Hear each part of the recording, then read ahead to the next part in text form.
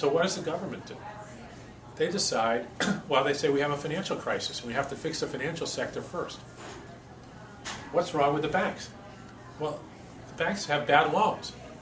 What's a bad loan? Somebody can't make their payment. If you're making your payment, that loan is AAA, solid gold. When you can't make your payment, that loan is junk, and now the bank's got a financial crisis.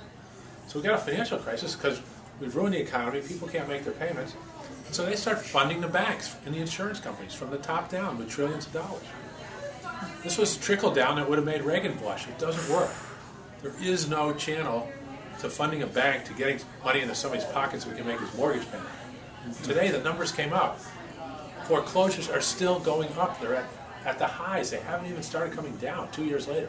Hundreds of thousands of people thrown out of their homes every month. All right? And here we have another setback after another year. All right, so what they've tried to do is this top-down funding. Now, why would a Democratic regime do that? That makes no sense. But the Democrats have lost their way. Okay, I just today officially dropped out of the race as a Democrat. I'm seeking the independent nomination.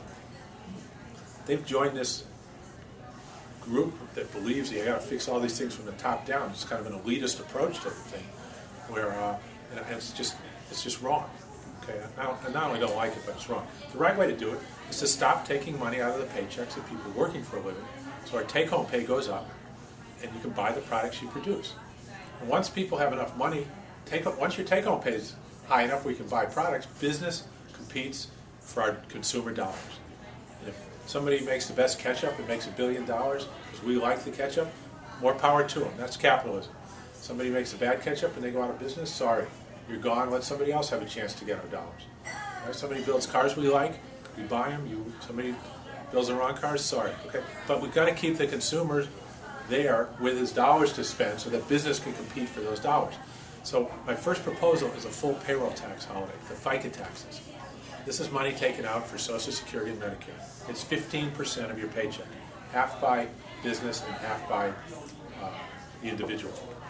So if you're making $50,000 a year, and we stop taking this money out of your paycheck. Now notice I didn't say give anybody anything. We're just going to stop taking it out. Okay, this is not a handout from the government. Just stop taking it away. Instead of giving trillions to the banks that does nothing for anybody, because the banks are still in trouble. Okay, we stop taking it away from people working for a living who are producing the stuff we need. You know, the healthcare, the cameras, the services, right? Okay, so $50,000 a year, your paycheck, your take-home pay goes up by $325 a month. The average family where the husband and wife each make $50,000, your paycheck goes up by like $650 a month. This is big money. Now you can make your mortgage payment if you want to. And we fix the banks the right way, from the bottom up. What else does a bank want except customers who can make their payments on their loans? Okay. So the full payroll tax holiday immediately causes the financial problem to go away. Okay. The second thing it does is people can resume their normal shopping. You make your house payments, your car payments, you can eat, you can live, you can make your insurance payments. You can kind of resume a normal life. Once sales go back up, car sales go from 9 million back to 14 or 15 million, it's really not a lot, 300 million people. All the jobs come back. The reason we lost the jobs is sales went down. Sales go up, the jobs come back. If you've got a store or a restaurant, you're not going to hire somebody because you got a tax break. You're going to hire somebody because the place fills up with people. All right? We fill the place up with people and the economy is back to a normal economy. So the payroll tax holiday does that. Second thing, am I taking too much time? No, I don't think so.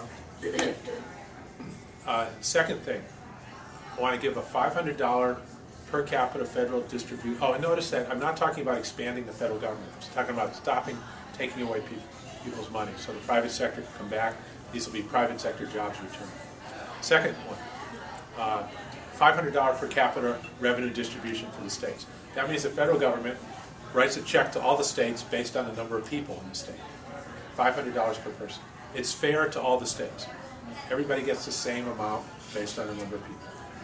You're not rewarding bad behavior, because if you're a good state, maybe you can give a tax cut or you can build a football stadium. If you're a bad state, like California, you got to pay off your debt.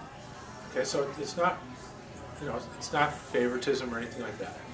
And it's, instead of having the government try and spend money on something, let's give it back to the states, because they're in a very bad hole, because the government let sales fall 50%. And and all our tax revenues fell away from sales tax and everything else. If we'd had a normal economy for the last 2 years, we wouldn't have half the problems we have now. The next governor would be facing what he's facing. Right now, we're laying off, what, healthcare workers, highway patrol, teachers in the schools, everything, okay, because the federal government's let this collapse. This one-time distribution will allow the states to tide them over until the payroll tax holiday, get spending back up, sales tax goes up, income tax goes back up, and then they're back to normal. Okay, so that's two things: payroll tax holiday, per capita revenue distribution. There's one more very important thing. It doesn't cost a lot of money. It doesn't spend a lot of money, but it's critical for our success as a nation, and that is for the federal government to fund an $8 an hour job for anybody willing and able to work. It's low enough so you're not going to take anybody who already has a job. We're not trying to hire people who already have jobs. We're trying to give people on unemployment a transition job so they can move to private sector employment, because the private sector does not like to hire unemployed people. If this restaurant needs people, they're not going to get them out of the unemployment line. They'll get them from somewhere else. They'll hire from another restaurant. They'll hire relatives or somebody they know. Once you're unemployed, it's very difficult to get hired, because they don't know if you're on drugs, if you don't take a shower every day, if you get in fights, if you're going to show up on time. Once you've got a track record and have a chance to show what you can do, you get hired very quickly. And so when you have a good economy, payroll tax holiday, revenue distribution, restaurants are going to be looking to hire, the factories, whatever, not necessarily, whatever we have, the hospitals, schools, people are going to be looking to hire. If they see people in this transition job, those will be hired much, much more quickly than unemployed. And it makes the economy grow much faster. And if we've got 10% unemployment now, 22% if you count it the old way, but let's give them the benefit of the doubt, say 10%.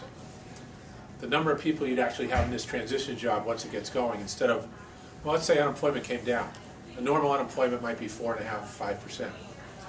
If you use the transition job instead of 5% there, you're only going to have 3% in the transition job. You get away with a lot fewer unemployed by having them in a transition job, because it's a lot easier for them to get hired. And if you want to hear afterwards, there have been a lot of studies. I wrote a paper on this in 1996. It got implemented in 2 different countries. It worked beautifully. So, it's proven, cross-checked, it works. And again, it's not a lot of big expenditure, but it's important to transition us from here to there. Now, the reason I'm here running for this, anybody can come up here, like I said, and say, cut taxes, give the states money, give a job. The question is, how are you going to pay for it? Aren't you taking the money away from Social Security?